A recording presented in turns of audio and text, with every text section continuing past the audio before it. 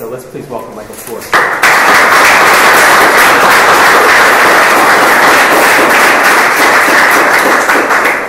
It's a great pleasure to be here today. I appreciate you inviting Kristen and I to your house. I guess in the past we had at least some nominal common lineage. I thought I'd begin with a couple of observations. And I thought about doing this even before I talked to Dave the doctor as to sort of what is the spectrum of across the energy industry of chief development, chief strategy officers. What do CSOs do? Well, I think there's sort of two categories. I hope Dave would agree with this. One is I call the ministerial strategists.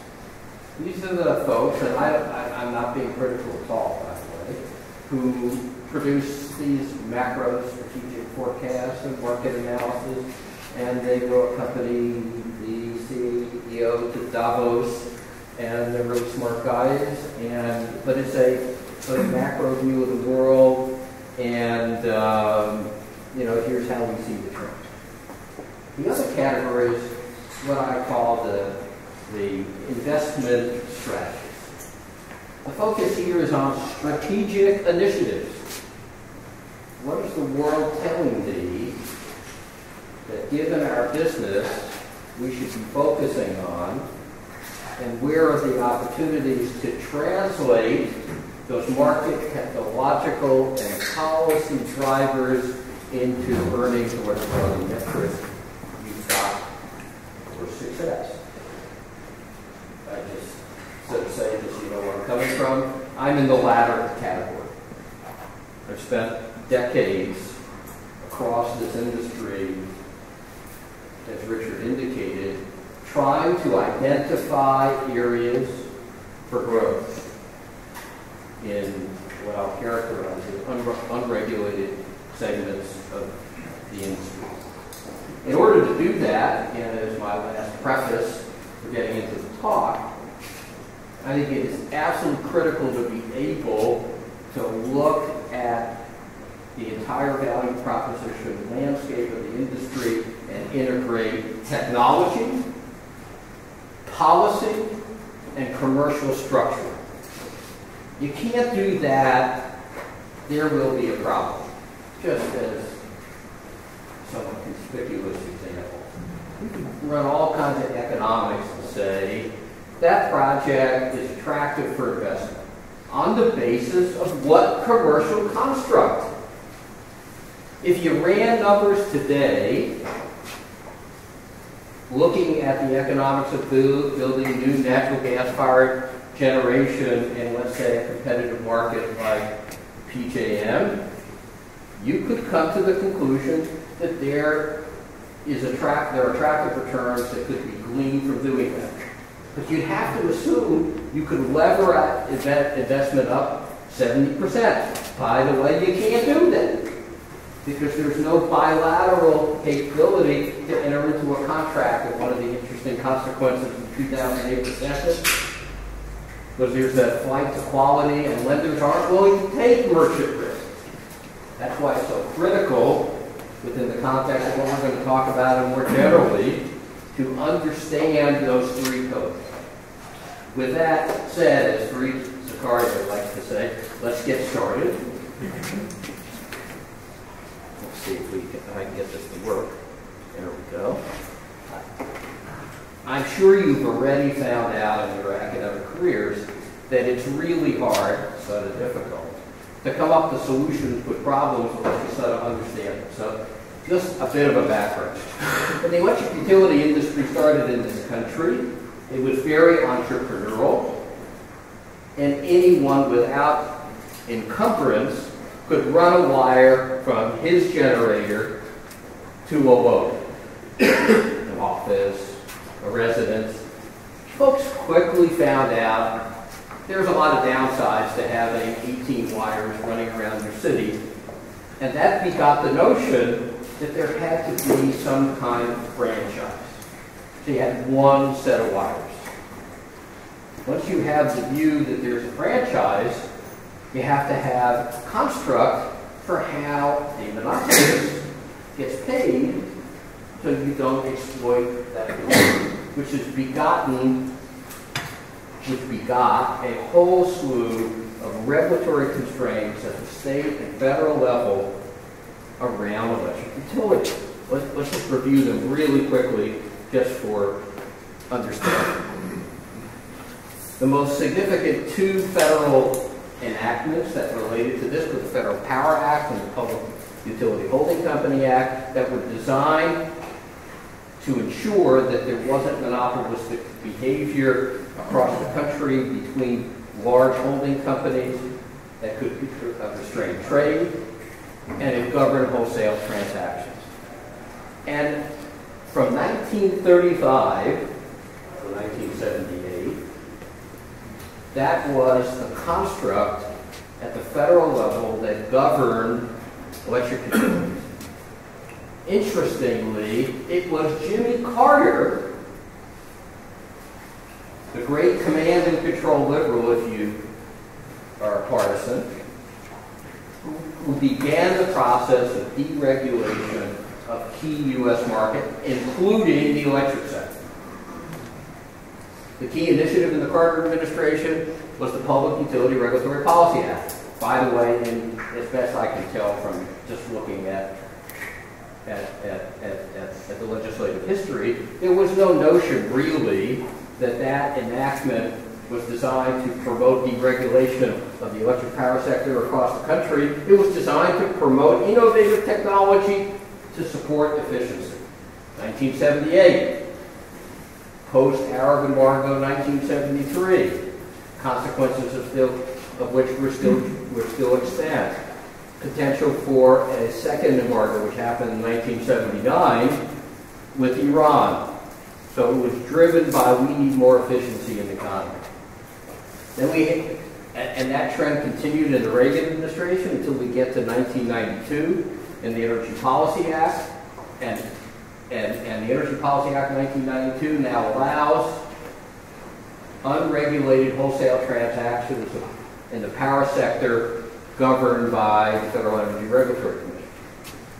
And then by 2005, that deregulation trend is complete with the repeal of the holding company. This still left state regulation of investor-owned utilities.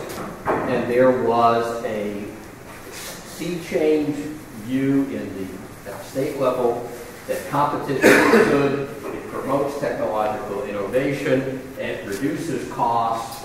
And we had a situation in this country unprecedented of a wave of deregulation at the state level. I'll talk a little about what that meant in sort of detailed terms in a moment here. But if you want a picture, I should have had a picture of it, the United States of America. By the end of this period, which is just immediately pre-Enron, or not, really not, it ended with the Enron debacle. All of the Northeast is now deregulated, power sector. The area we're sitting now into Florida continues to have traditional cost of service regulation. Texas completely deregulated, California deregulated, with a whole spate of unfortunate sort of episodic collapses of that market. The West, semi-regulated. So that's sort of the geographic distribution.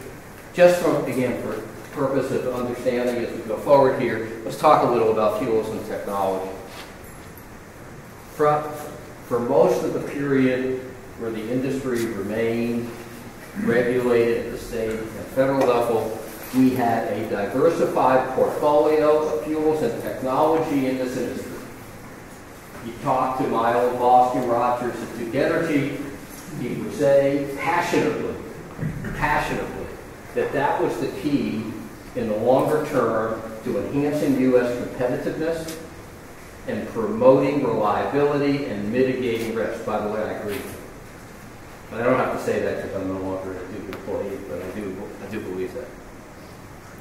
Until the 1970s, utility generation was really dominated by coal and oil. There was a lot of oil-fired generation in this country, particularly in the Northeast. In the aftermath of the 1973 run-up in prices, It wasn't federal policy, it was the market that drove the transition away from oil for electric generation, mostly to coal, but somewhat to gas, and created the commercial foundation for the rise, for the dramatic rise of the U.S. nuclear fleet in this period, which ended in 1977 with the construction, commencement of the last nuclear plant. So 30 years of now hiatus. We'll talk a little about that. From 1998 to 2001, it's been all about natural gas. The number that sticks in my head is 170 gigawatts of gas-fired capacity roughly in this period. Just to give you an idea, there's roughly 320 gigawatts of coal-fired capacity in the United States of America. This is roughly half.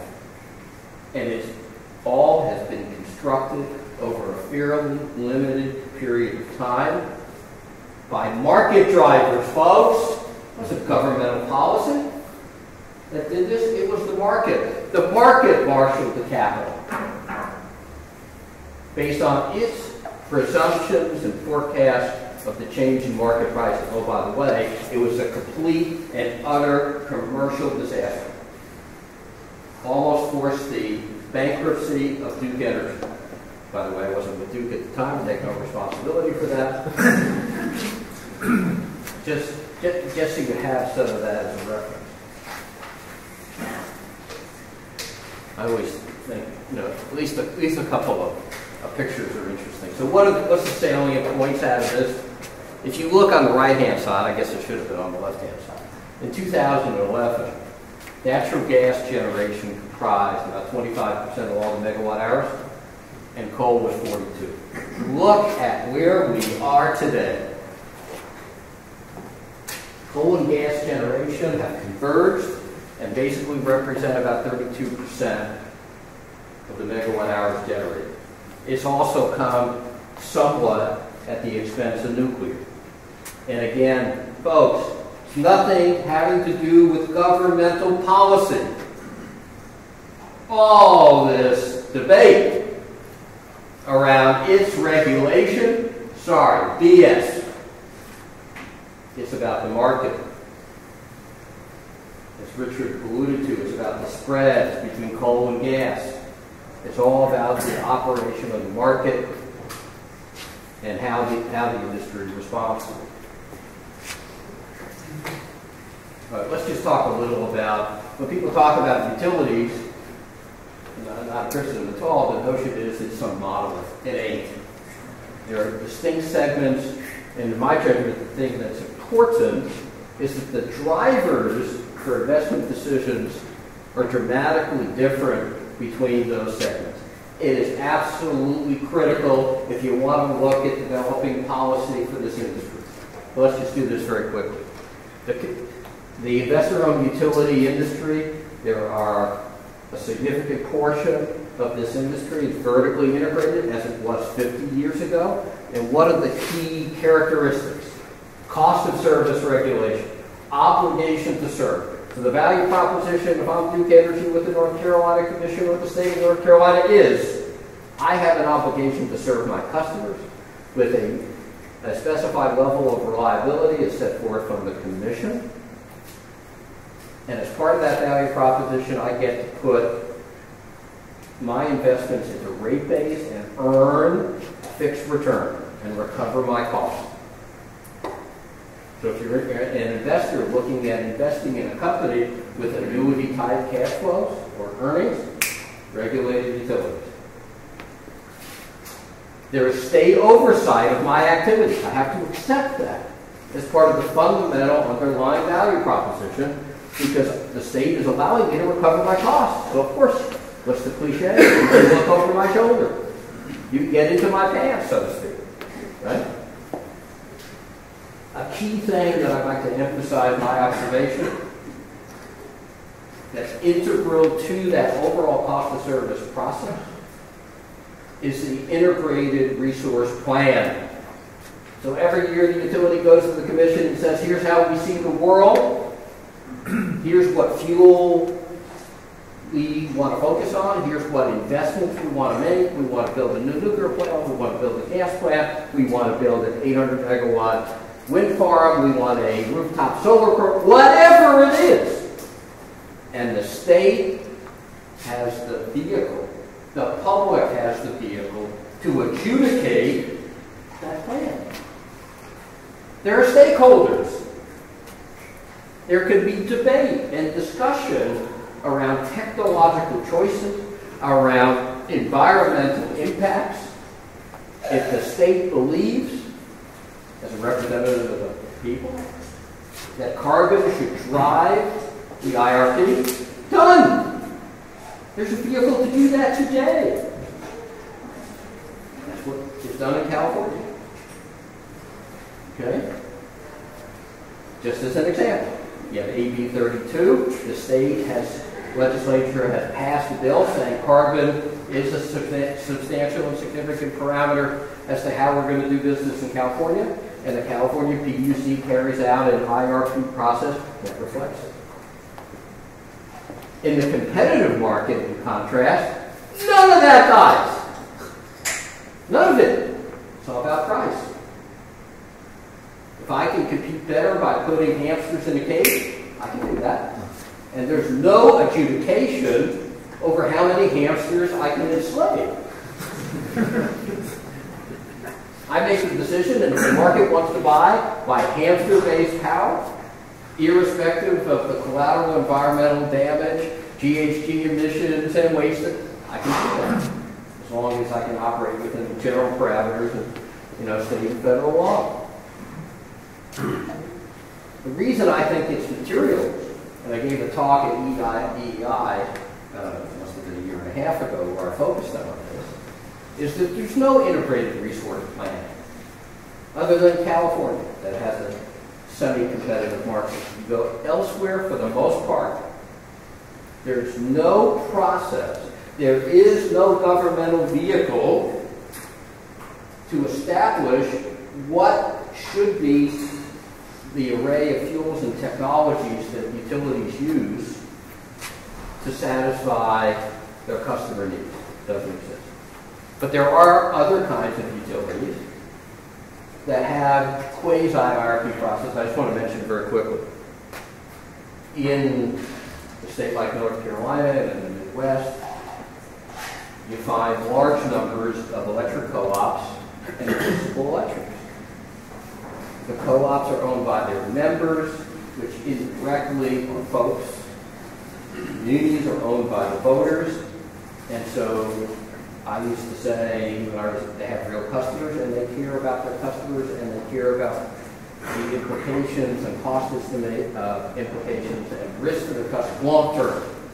So they do plan, and they make decisions. There is a coal-fired plant, I'll give you an example, that's being proposed by a group of Georgia municipals. They have made the determination, I'm not judging it, that plant, that 800 megawatt new coal plant, is in the long-term interest of their real customers. They're nonprofits. This is not some, play to maximize earnings or anything. They genuinely believe that, whether that's true or not, but they're making a decision based on long-term value risk mitigation to their actual customers, who happen to be their voters and owners.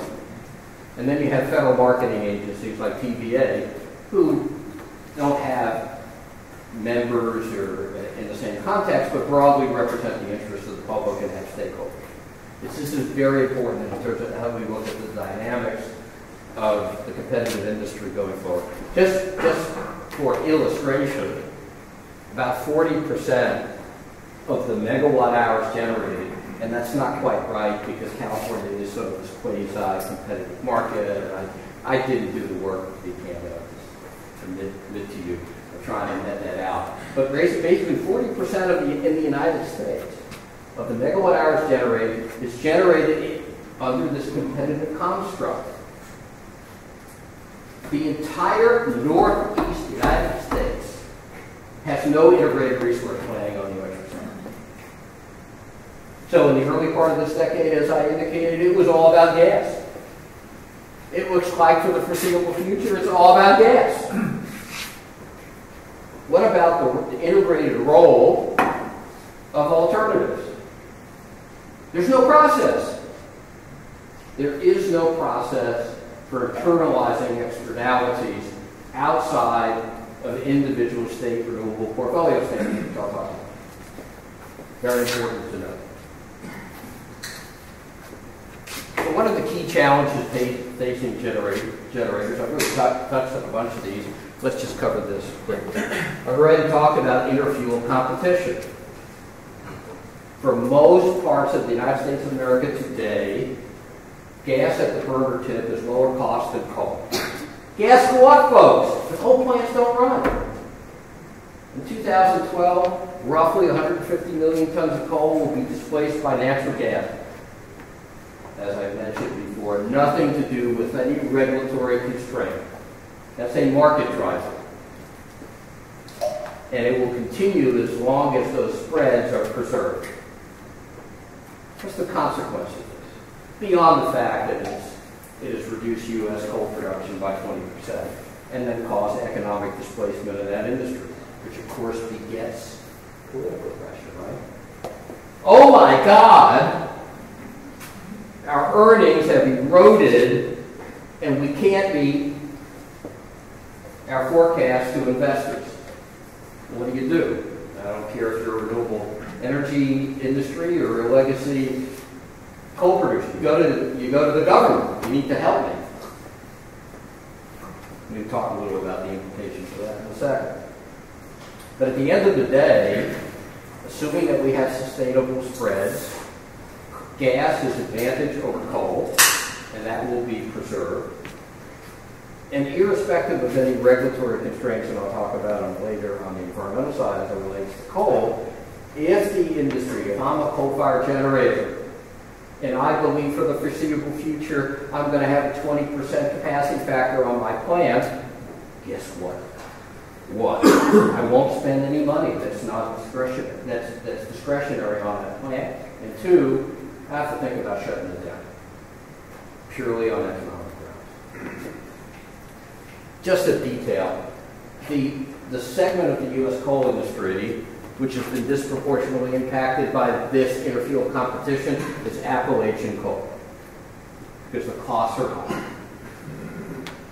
Coal in the Powder River Basin out west is much lower cost, and frankly, because of low mine-mouth costs, still on a delivered basis, you can get that to Midwest plants, and those plants have continued to operate, although it's somewhat reduced capacity factor. Just for illustration, what are the capital cost characteristics of the plants that use these fuels? Well, a new natural gas combined cycle plant, state-of-the-art, high efficiency, is, what did I say, $900 to $1,200 a kW. I think that's right. I think the key thing just to look at is if you wanted to build a coal-fired plant today, not that I think there's any market driver to do that or potentially any regulatory room to do that, it's a factor of 3 higher. And then if you want to employ advanced technology, by the way, technically feasible, ready for commercial deployment, we at Duke have a 600 megawatt IGCC integrated gasification combined cycle plant, just basically completing construction in Indiana. It's $5,000 a kW, factor of 5. How many plants, guys, do you think are going to get built with those kinds of cost spreads? 0. Pretty much. I've learned in my old age that everything is possible, so you never say absolute 0. What are the economics of renewables? The reality is wind is at a plateaued cost unless we see disruptive technology, it's $1,500 kW, so it's comparable to a new gas plant. 0 energy cost, because at least right now we don't pay for the wind, but it's not reliable capacity. The value of that gas-fired generator, going to the point you raised before, is that you can turn it on anytime and it's there. Can't do that with a wind farm. Let me repeat that. You can't do that. It's intermittent capacity. then you have to make all kinds of nice arguments. Oh, we're going to have large-scale energy storage. One of the things, my last initiatives at Duke was to have my guys put together the largest integrated wind battery storage project in the United States of America. How big was it? 30 megawatts. Not being critical. I supported it, got my guys to do it. But the reality is we're here on this part of the learning curve, and we've got to be here, and we've got to be down here on the cost curve, and we ain't there. I'll talk a little about policy toward the end. I'll try to accelerate this. I believe in practically implementable, commercially actionable policy. Dreams go on the R&D side. We should do that. But my focus is driving large-scale investment to achieve practical, implementable goals. Whether I'm sitting in the government or whether I'm sitting at Duke Energy trying to drive earnings. Another thing, right-hand side of this chart, I think it's important. If you look across this country, we have balkanized energy policy.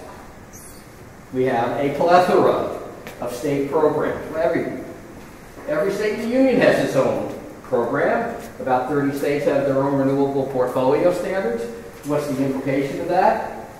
There's no liquidity of a renewable energy credit generated in New York and New Mexico, even though you can generate cost-effectively solar more cost-effectively in New Mexico than you can in New York. And all the eligibility requirements are different. There's a state RPS process, as I indicated, but only in regulated states. No ability to determine systematically and adjudicate what the technology and fuel decision should be in states that are in competitive markets. And as a result, no effective generation plan. And then there's no integrating federal policy. There ain't. Let's talk about environmental regulation, mostly affecting coal. In my judgment, there are sort of 3 tiers of coal plants. By the way, this fleet is old. I think, Richard, the number that sticks in my head is like, the average age is 45 of coal plants in this country is 45 years, something like that, 45, 50 years. They were all built to last 30, and you know, the average age goes up every year. Yeah, absolutely. And so this part of the industry is ready for new investment, and it's ready for a transformation purely on the basis of looking at the timing and age, efficiency of the fleet as exists. In any event, there's some really old stuff out there, plus 50 years old, no environmental controls. That stuff, frankly, is going to get shut down summarily over the next 3 years. Going to the other extreme, there are some newer plants, very few. They're what I call strategic coal plants. They have full environmental controls. Guess what, guys? Those plants are going to run for the next 10 or 20 years, assuming, as I talked about earlier, that there is an economic driver for them to run. That is, they will dispatch in a stack. Some of them will, and some of them won't. And then we've got a tranche of stuff in the center, which maybe will stay around and maybe won't, really plant by plant. But these new environmental regulations really affect coal. There's very little impact on gas. It's on the margin, so there's no point talking about it. So really the policy question around the future of coal-fired generation in this country is twofold. As I said earlier, the dominant driver is economics, interfuel competition. But the secondary impact, but they're related, right? Environmental regulations forcing new CapEx. Because if there's not sufficient energy margin, you can't justify for an owner of these plants making the investment so that they come into compliance, even though it's technically feasible to do so.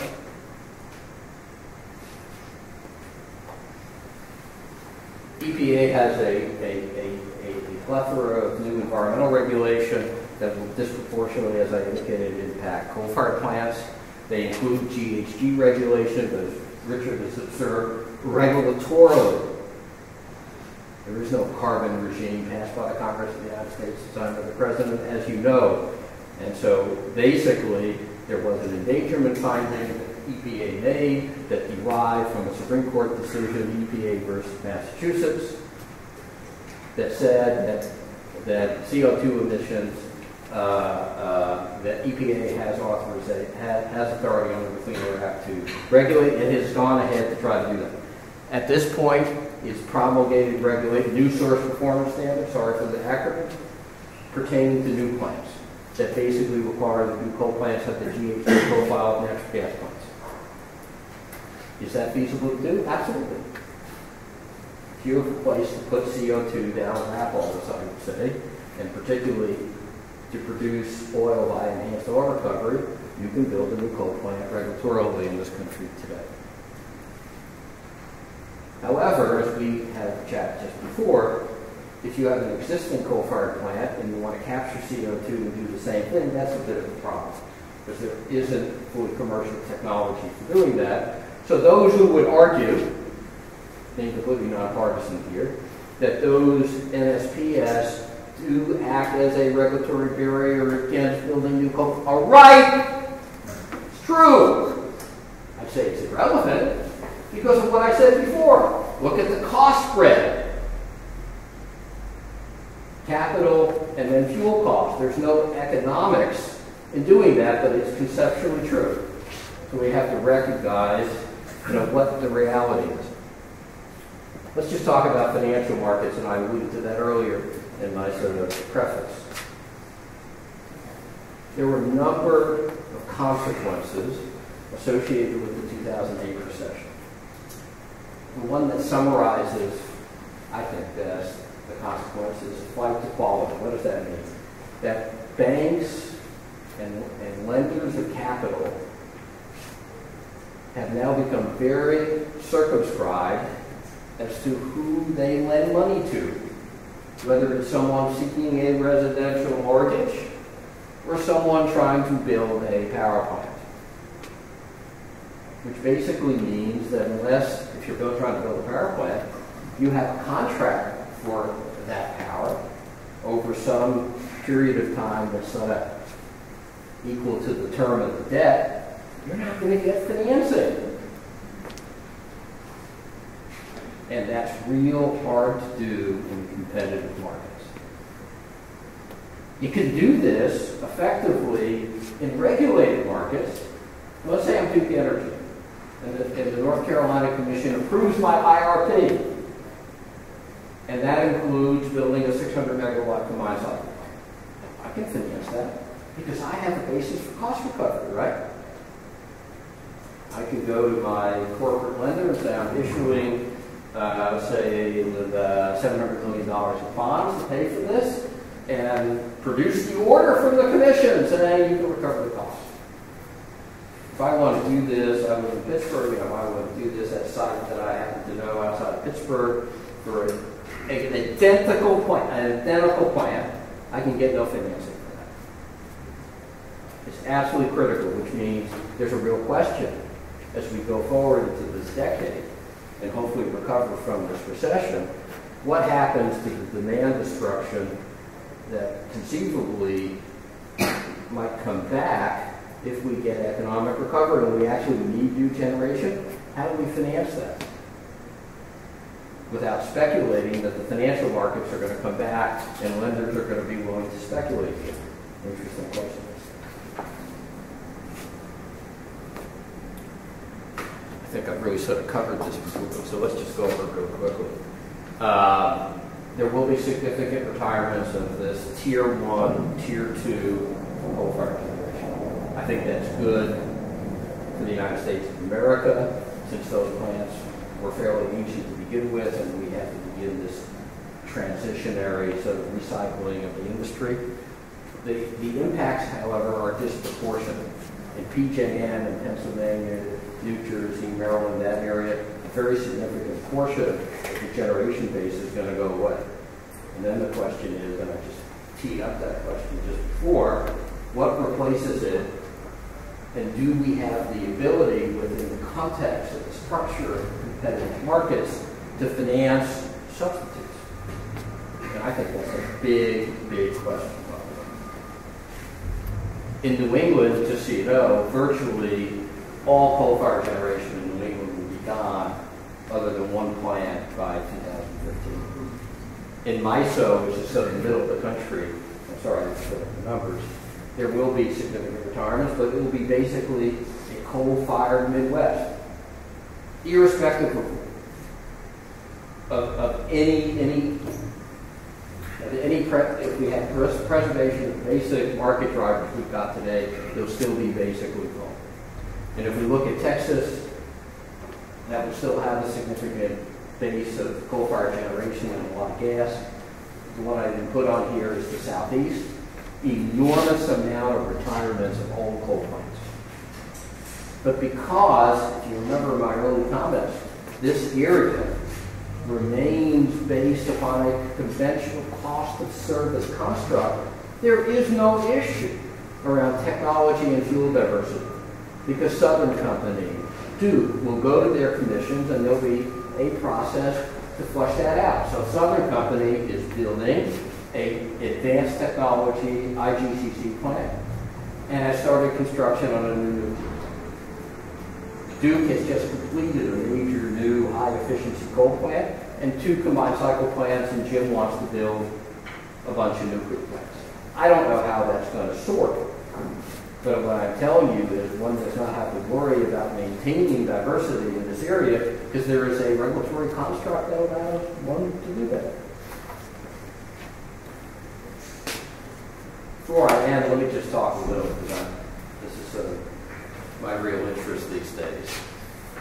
What might be the objectives? Notwithstanding the fact that we start here today, my judgment, there's no federal energy policy that stitches everything together. What might be the practical objectives of federal policy?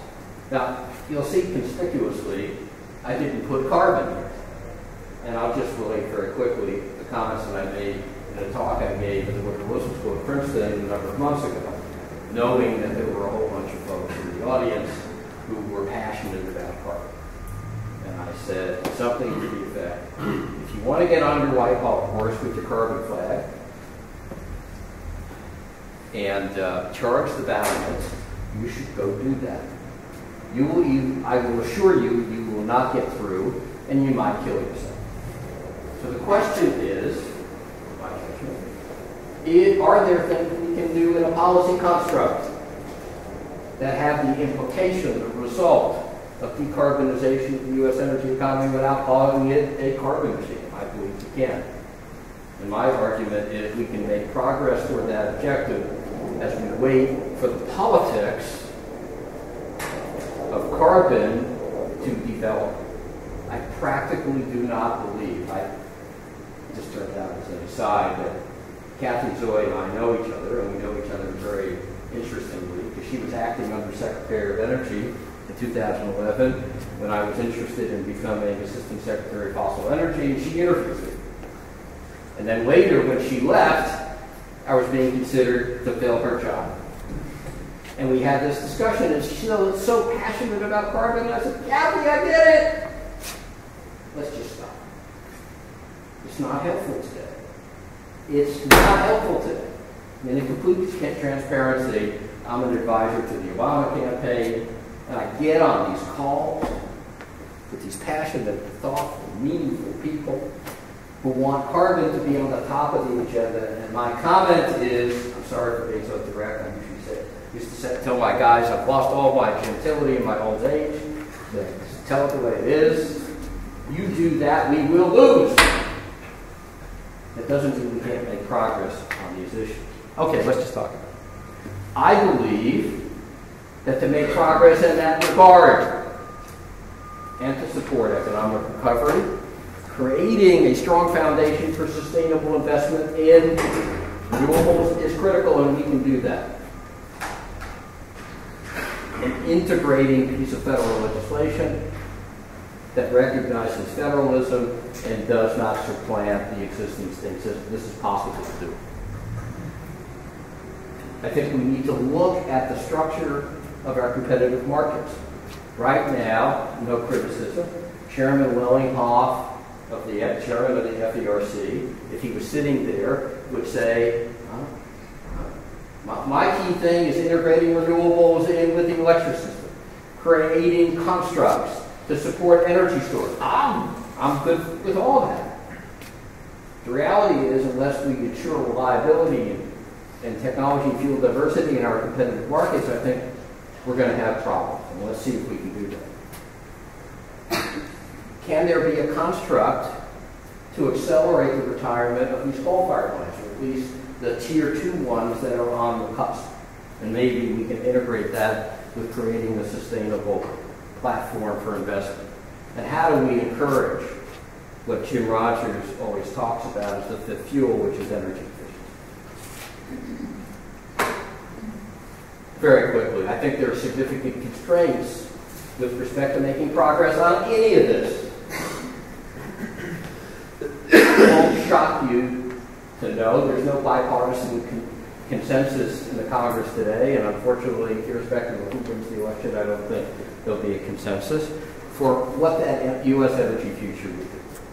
And I'll just tell you as an aside, I read carefully Governor Romney's energy plan, and I put together a critique for the campaign, and that's not a partisan campaign.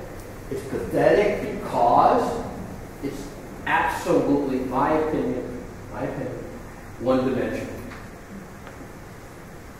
What's the basis? Let's put holes in the ground. It's all about supplying oil. I had that as a key element of my suggested sort of comprehensive plan for the Obama campaign. The president articulated that. By the way, not because I said it. So obvious. But isn't there more?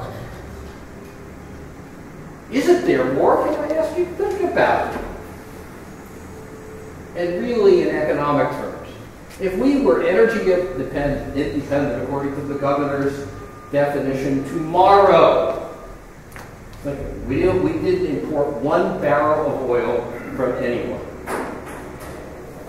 and the Iranians blockaded the Straits of Hormuz tomorrow, and oil went to $200 a barrel, what would be the oil price in the United States? $200 a barrel net of transportation basis differential and quality. What have we done? We can't accomplish energy independence until we decouple the U.S. energy economy from oil. A one-dimensional supply-only policy doesn't do it.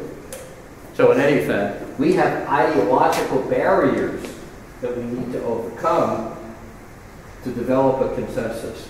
So it is a constraint. I'm sorry for the sojourn. We also have issues around how do you pay for new federal initiatives? In the current period of fiscal distress and concerns about the deficit, how many folks do I talk to who say we need to spend more money on this or that? Forget about what the this or that. There is no money, guys! I told my students, I taught a course at Woodrow Wilson School last spring on energy, oil and gas policy, mostly. And I said, in developing your own constructs, your suggestions for new policy initiatives, if you want to just tell me we should spend more money, go right ahead. It's irrelevant, guys, because that's not going to get any traction. Where's the money coming from? You need to talk about spending more money, but only in the context of a construct that you have an off-budget vehicle for creating additional funding. And then the other thing is we have a fractured energy industry. I'm not pointing blame here, but over the last 4 years, we have had a situation evolve where you have the legacy energy industry on one corner, and you have the alternative energy industry, renewables energy, on the other, and they are completely hostile to each other. We're going to make some progress here, in my judgment. We've got to get everyone in the room. They've got to leave their luggage, their baggage outside, and we need to work toward common interests in the United States of America. By the way, I think that's possible. What are the potential sort of specific statutory vehicles? I believe a federal clean energy standard is proposed by the president, maybe with a different construct. is the way to do that. Why? It's like cap and trade for electric power. Market-based, which means there's no funding from the federal government. It's off budget to the federal government. The market determines the value of federal clean energy credits. It recognizes the existing state RPSs, so it integrates federalism. It's technology neutral. The statute provides some basic guidance as to what's eligible or not. Let the market decide how it allocates capital. And it creates a deep liquid market in these energy credits that doesn't exist before. We talked about that. I think there needs to be proactive FERC initiatives to deal with these capacity market issues so we can promote reliability and propel investment in competitive markets. And we need long-term market signals. I'm not going to go over the addendum. I've got a couple of things there on specific environmental initiatives around coal. If you want to look it up, you can do that. So let me conclude with just a couple of things. Based on all these challenges, you'd say, oh my God, there is no solution. Well, I sort of recall a statement from that's attributed to Churchill, which is, a pessimist sees difficulty in every opportunity, and an optimist, however, sees opportunity in every difficulty. I think there is enormous opportunity here. I am an optimist with respect to sorting this out. It's going to be hard, and it's not going to be immediate, but I think we can do that. So I want to leave you with that. The second observation, and I will conclude with this, is that for a decade, maybe more, the best and the brightest students out of our major universities went into IT, went into the media. You certainly didn't go into the energy industry. 2008, as I observed before, did transform markets. And it has obviously changed the dynamic around those sectors in energy. My message is this country and this industry never needed you more. I'm so glad to see all of you here, see how many of you are here. As I said to my students last spring in Princeton, there are enormously exciting opportunities across the spectrum of the things I touched on today. Whether it's generation, whether it's smart grid, whether it's energy efficiency, whether it's renewables, whether it's technology, whether it's policy, whether it's commercial structure. So please come and join us. With that, thank you so much.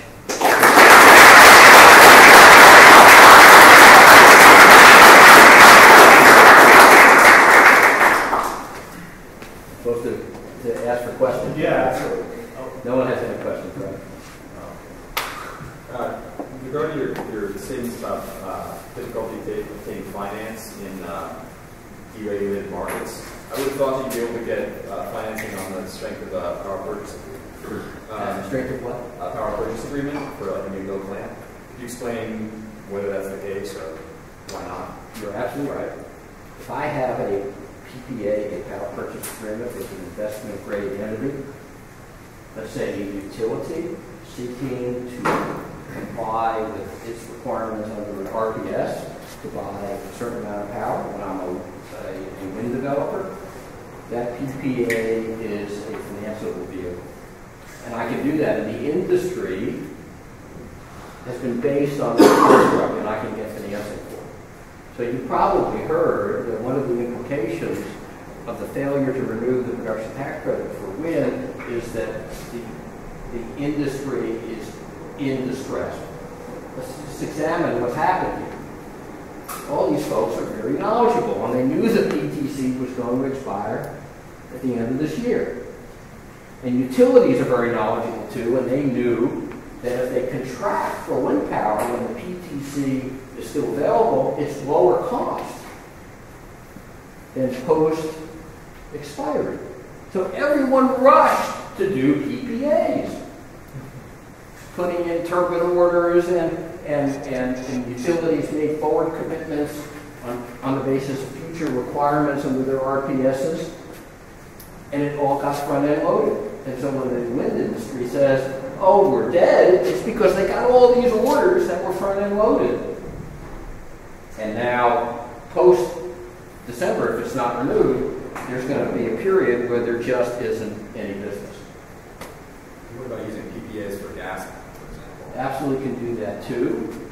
If I'm a regulated utility, however, I'm Duke Energy, and I go to my state commission and say I need 2 600 megawatt combined cycle plants, then the commission will say, oh, assuming the commission says, I think you need that, Duke wants to invest that themselves. Because that's rate base, that's earnings. They doesn't want me to do it. Doesn't want an independent party to do it. And that's part of a broader discussion, which really has, the debate is over. In regulated cost of service utility states, those are franchise electric utilities, and the states have determined that they can provide energy, even from conventional plants, at lower cost, and that gets done. The key point was in competitive markets. If you're in PJM, there's no one to contract with.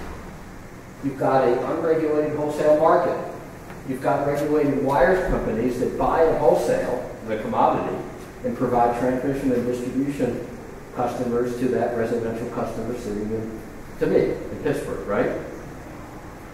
Unless the wholesale generator believes that it can finance and get an adequate return on a new investment, it won't do it. The utility will not give me a 15-year PPA because they have no benefit to them of taking that risk.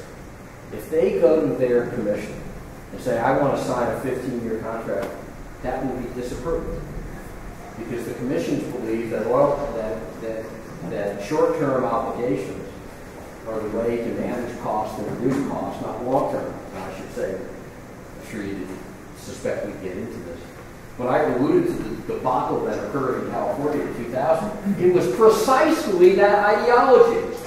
We're all short-term, we can minimize costs. What happened?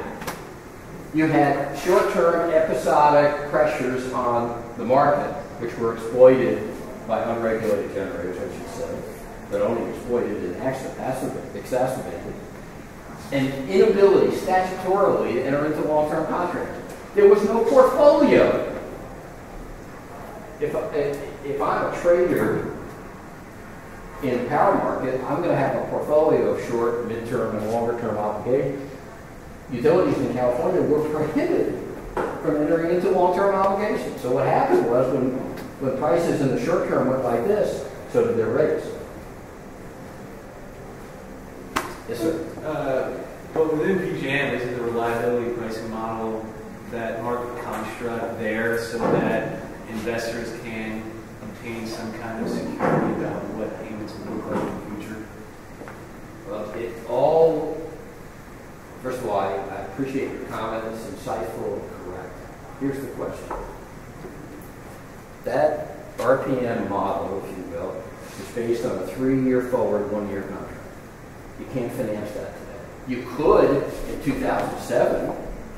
There were lenders who would go to ICF, any major consultant, and say, give me a market forecast for PJM capacity over the next 15 years. And you get a market forecast, and you go to Bank of America and say, hey guys, I got this project. Here's what the forecast looked like. Very knowledgeable people, ICF. Lend me $500 million to do this, and they do it. Not today. No one's getting financing of any material level based on someone's idea of what will happen. Why? They all got screwed. That's what caused the collapse of the merchant IPP market post-Enron. People believing in good faith, obviously, based on the best analytics they could do, but by extrapolating what they thought for the next 10 to 20 years, and they were wrong. So what I say, so in financial terms, it's very limited liquidity in debt markets for speculative adventures. If you've got a contract, If I'm a developer and I have a contract with Duquesne Light, or I have a contract with Penn Power, absolutely can finance it.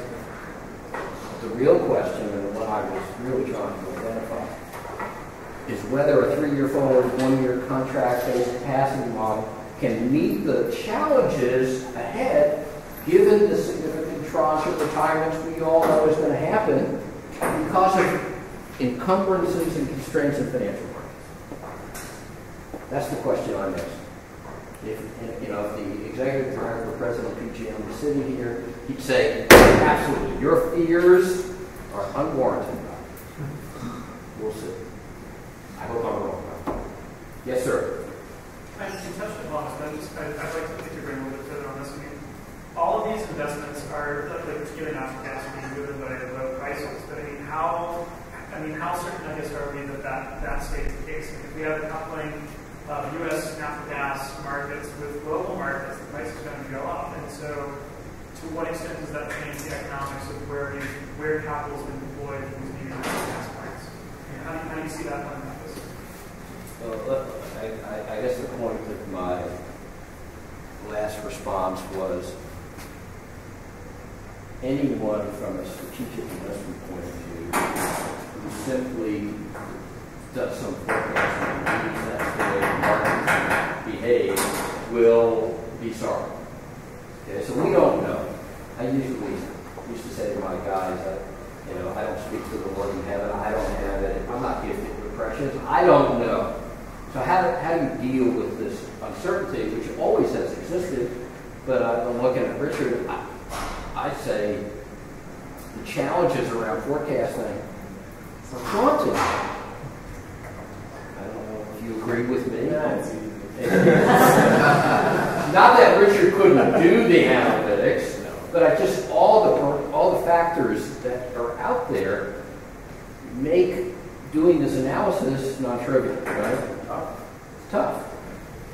So the point is, if you're looking as a strategic investor and investing in the gas, investing in power, then the key is to do what I talked about at the inception. You need to evaluate the technological envelope you're operating in, what could happen in a policy sense, and then see if you can identify a commercial structure that risk mitigates the investment for both equity and debt. So let me give you an example. Richard talked about my little efforts here to create a company to produce clean transportation fuels from natural gas. Is it possible conceptually to construct a GTL plant in this country by just buying natural gas in the market and selling transportation fuel, let's say ultra low sulfur diesel, at the market? Absolutely, if you just look at the numbers. The crack spread, the spreads between the wholesale price of diesel and natural gas are so wide, a factor of 6 or 7 on a BTU basis. You'd say, slammed up, the returns 35% on levered. The problem is you can't assure, of course, as your question suggests, that even at the time the plant goes into operation, those economics will be valid. How do you risk mitigate? It goes to your point. You give up some of the upside for contractual certainty. So you go to a gas supplier and say, I need you to commit gas to this at an index that's accepted by the airline who's buying my output for the term of the debt. And I well structure the investment now. So it risk mitigates the project for investors, for the lenders, for the off-takers, and you get things started. At some point 5 years from now, maybe we have better insight as to the trajectory of gas prices and power prices. We may be able to do replicate what I call the widget factory model, which is I'm going to build a widget factory because I've done a market forecast that shows me that given all my input costs and the price of widgets in the market, that exceeds exceeds my threshold return requirement. Okay, and maybe at some point we could get lenders comfortable that there's sufficient conservatism in all that they'll lend me some money. But we're not there. You know. And this is hard sometimes for particularly developers of energy projects to sort of fathom. I'm giving up all this upside. Okay, the question is, yes you are. Do you want to get something done or not? Do we want to move forward and make progress here and begin to establish the foundation for an industry, or is it all about extracting every last dollar you can from the market? If that's what you want to do, go right ahead, but I think you're going to get frustrated and you're not going to be successful. Did I answer the question? Cindy, I'm sorry, let's talk about it later. Can I set the follow-up? Sure. This issue of long-term contracts for natural gas, exactly along the lines we said, has come up not just in kind of GTL, but just power. Sure. Right? And so, and there's been recent proposals like Clear Skies or whatever has been the latest to put out, we need some long-term gas contracts to provide some stability. Conferences or not even conferences, but like small groups where people talk openly about this stuff, the producers don't want to do it, and the people on the power side really aren't interested either. So there's like not a match on either side. And maybe it's, so is that, which is surprising, but I guess on the producer side, maybe it's, I don't know, expectations that they can get higher profits in the future, so they're not willing to lock in a low price, call it greed or whatever.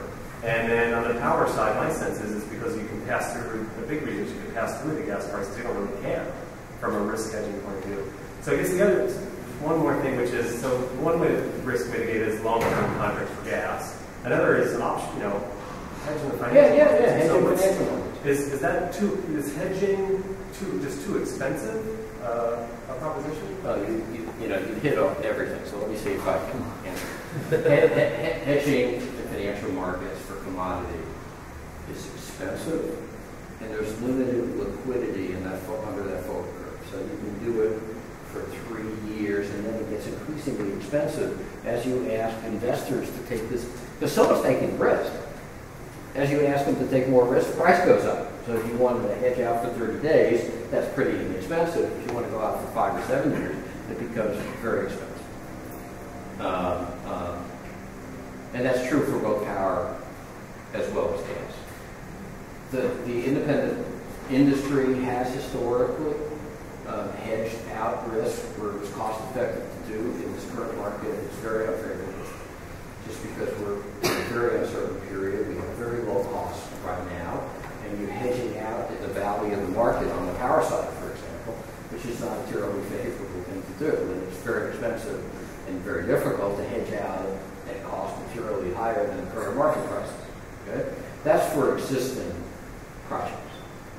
I will tell you one of the models I had for increasing energy margins for our gas fleet, because Duke has a significant unregulated gas fleet as well as a coal fleet, was to do what I call, and I'm trying to do this now actually as part of my emerging power initiative, is to get suppliers to agree to what I call participate in the spark spread. So we'll pay you some minimum price for your gas, and we will give you participation or upside based on the price of power. Okay? The problem with that, I thought it was a wonderful idea, and so shared the upside and allowed the generation to gain higher capacity factors, is that gas suppliers, for the most part, and you'll find this across the energy industry, and there's nothing wrong with this, we all have in each of these segments our focus, our competency, and our comfort level. So the boards of the natural gas E&P company are very comfortable around the economics of gas, both producing gas, transporting gas, and gas as a commodity. You ask them to take risk in power, and they say, well, we don't understand that market. Yeah, maybe that's a good value proposition for us, but we can't really invest in a segment we don't understand, which is probably a good thing. So there's sort of an institutional barrier here, at least in the early stages of the development of the shale gas industry, because let's remember something. I think it's critically important. The shale industry, the underlying technology and its deployment, was really vanguarded by the independent oil and gas industry. not the majors. The majors came in ex post facto and bought up a bunch of the larger independents. So a lot of the folks in the Marcellus, for example, who I talked to, are still independents who have a very parochial view of their role in the industry, which is producing gas. And it's very hard for them, Richard, to do this. I have a similar conversation going with coal suppliers. So capacity factors for coal-fired plants, we already talked about this, have eroded enormously because of the unfavorable gas-coal spreads. So we've gone to coal companies and said, guys, you're not going to sell commodity, your railroad partners are not going to provide services if the plants don't run. Why don't you participate in the dark spread, which is the difference between power and coal prices? We'll pay you sort of cost of production and ride the upside with us. Oh, Michael, we don't understand electric markets. So we have some like institutional barriers. Anything else? Sure. So you mentioned as one of the potential remedies to access to capital competitive markets for new generation, market design changes by FERC or whoever else. Do you have any specific ideas along those? Yep, of course I do. Two capacity markets. One, you can preserve the existing 3-year forward 1-year contract to deal with providing capacity support for incumbents and short-term investments, and have a longer-term capacity market. You do an auction, just like we do today, but it's for 10 years, for example. So you create two separate markets. It doesn't erode the value proposition of incumbents, which has been a critical issue. So the way, let me just say as an aside, that's a great question. That's a couple of states have recognized this concern that I have articulated today, which is the ability of competitive markets because of structural issues in their market design to potentially be up to the challenges of adding new generations. So New Jersey and Maryland said, we have real concerns that there won't be sufficient capacity in our states, and they have individual state initiatives where they went out to bid for their capacity. And the incumbent said, oh, that's unfair because it's undermining the value of our capacity when we add 1,000, 2,000 megawatts of new gen. So I do think you need to address this at the FERC level rather than having a Band-Aid solution at the state level. And this is something that I think is a key priority as we look forward. Maybe you want one more, Richard? Yes, sir. You mentioned clean energy standard as one of the market-based clean energy standards, one of the remedies. I was wondering how that would compare to a cap and trade, if what the differences are. So I have to say this just so I don't appear terribly arrogant. So one of the memos I remember writing in 2008 for the Obama campaign was something to this effect. Guys, it's going to be a significant recession.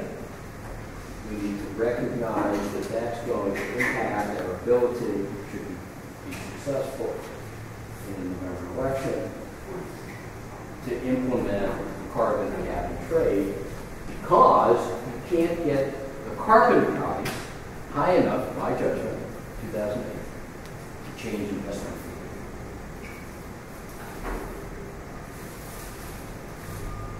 So I'm coming back to the federal clean energy standard,